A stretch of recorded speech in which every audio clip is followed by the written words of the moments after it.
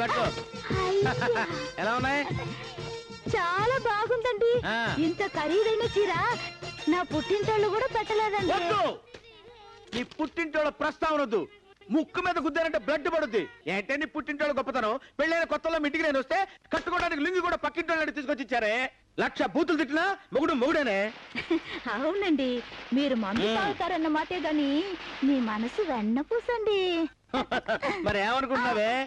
Cigarette వెలిగించు. వెలిగించు.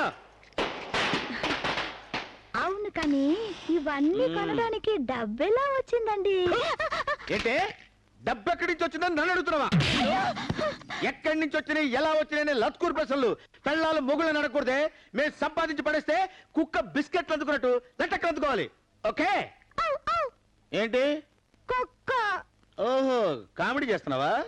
నై నై నై మొహం పగిలిపోద్ది.